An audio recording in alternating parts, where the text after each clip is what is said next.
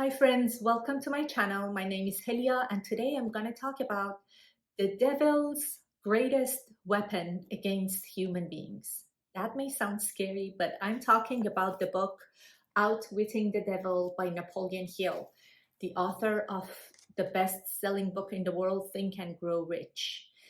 This book was published 70 years after Napoleon Hill and his wife died because they decided not to publish the book when they were alive because there is just might cause a lot of controversy because in this book Napoleon Hill talks about how he's interviewing the devil and he's making the devil confess and talk about how he or she takes control of human mind and how the devil controls people.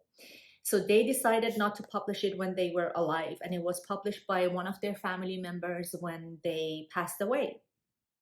It doesn't talk much about how he made the devil confess and how he did this interview, and he leaves it up to us. He says, it's up to you. You want to believe it. You want to think I created and imagined everything in my mind, or it was an actual real interview. It's totally up to you.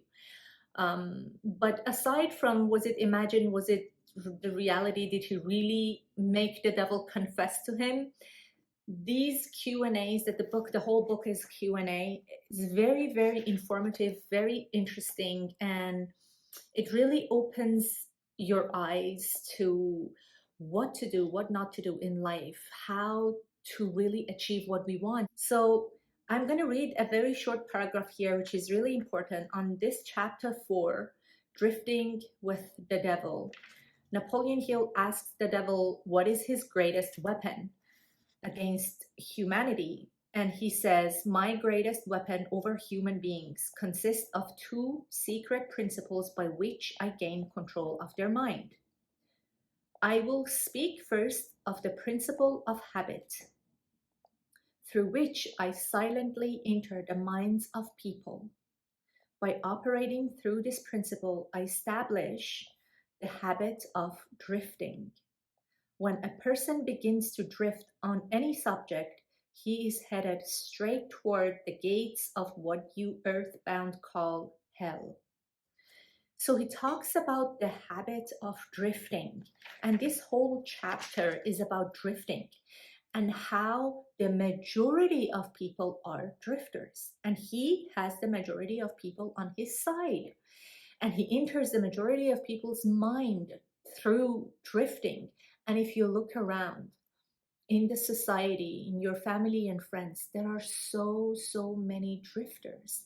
And drifters are, there's different definitions of drifter in this book, but basically someone who doesn't use their own thinking and is not using their mind and just being kind of like hypnotized by society and by the way of living, just following the masses, just doing what everybody else is doing without questioning everything, without really thinking about what they really truly want, what their desire is. And they're just drifting through life for their whole life, the majority of people, unfortunately. I remember when I was an employee, I used to go to the office in downtown Toronto every morning, going there, metro, subway, busy, packed on a way back, same thing, trains, subways, packed with people that I would say 99.9% of them, maybe including myself, were drifters. You look at them, they literally look like zombies. I'm sorry, I have to say that. They look like zombies. Like, we wake up early in the morning, get dressed, have your breakfast, rush to work, do your 9 to 5, do whatever behind your computer, come back home, Netflix and chill, and without taking a second to think about, what do I want for my life? What is this life all about? What are the powers that I have and I can use and I can create? What is my dream? What do I want to leave on this planet Earth after I die? And It's just following the masses, right? People follow each other, they go to work, they complain. Um, they're so happy on Fridays because the weekend is coming. Wednesday is a hump day, yay. And just small talks in the elevator or here and there and having their coffee. And early morning is so hard because everybody's sleepy. Is just not the best way of living this precious life. This life is precious. We are the highest form of creation. We have so much power within our mind that we are not using.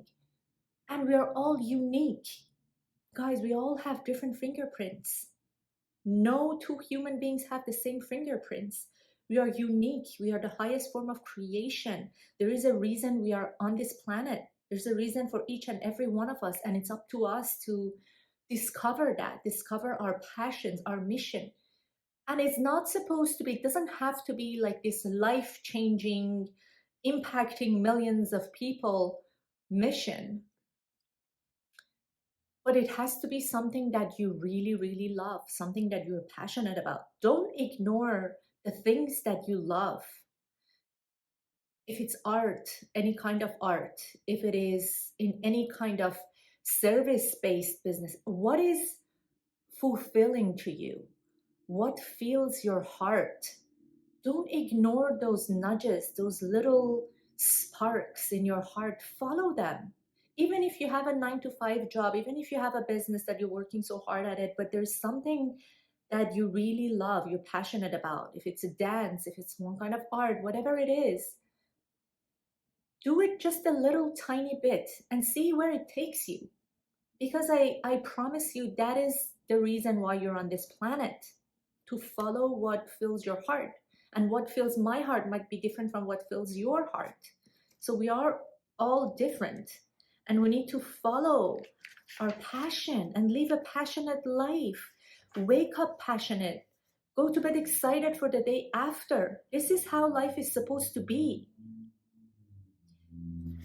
So the devil gives example of um, the drifters. And so Napoleon Hill asked, go ahead and tell me more of the methods by which you cause people to drift to hell with you. One of the things the devil says is marriage. So important. I cause men and women to drift into marriage without plan or purpose designed to convert the relationship into harmony. Here is one of my most effective methods of converting people into the habit of drifting. I cause married people to bicker and nag one another over money matters. I cause them to quarrel over the bringing up of their children. I engage them in unpleasant controversies over their intimate relationships and in disagreements over friends and social activities. I keep them so busy finding fault with one another that they never have time to do anything else long enough to break the habit of drifting.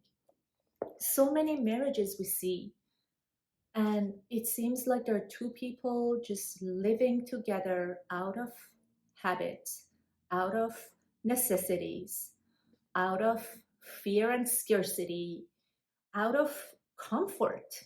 So many people are too comfortable in their marriages.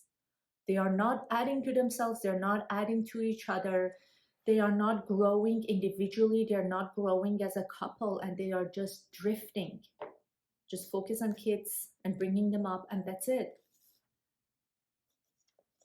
The other thing he talks about is occupation. I teach people to become drifters by causing them to drift out of school into the first job they can find with no definite aim or purpose except to make a living. How many people do you see? They go to school, they go to university to get a degree to find a job that they can live and survive. So many, the majority of people. Go get a degree, find a job that you're safe,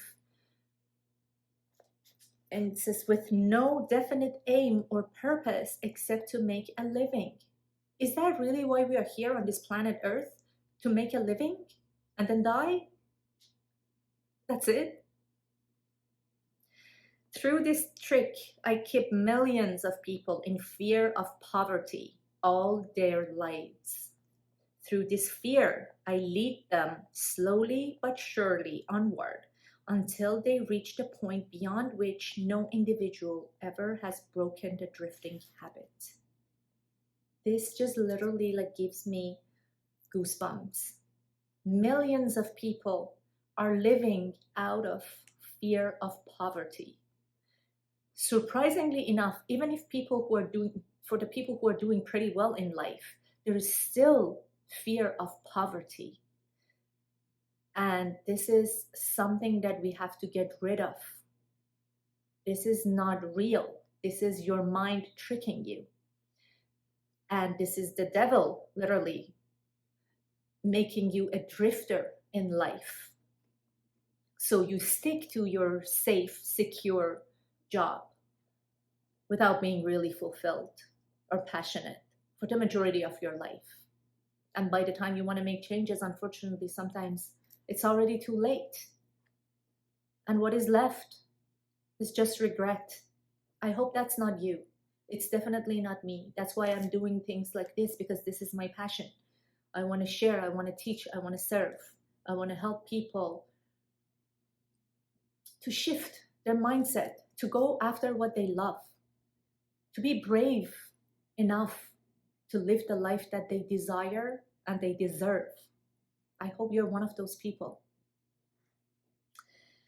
The other example is savings. I cause people to spend freely and to save sparingly or not at all until I take complete control of them through their fear of poverty. Environment. I cause people to drift into inharmonious and unpleasant environments in the home, in their places of occupation, in their relationship with relatives, and to remain there until I claim them through the habit of drifting. So look at your environment, look at your relationships. Are they in harmony with your higher self? Are you in a good company with your friends, with your coworkers at home, or not? Or are you just drifting? Make sure you're not a drifter. Make sure you follow your passion. Make sure you have a burning desire. Make sure your life is meaningful and you set an example for other people around you. Be courageous. Go after what you love. The universe always protects you and supports you. You just have to make the decision. I hope you enjoyed this video. If you haven't subscribed yet, go ahead and subscribe and send this video to someone who you think might benefit from this. Share it with your friends and family. Let them grow as you do. I see you in the next video. Have a great day.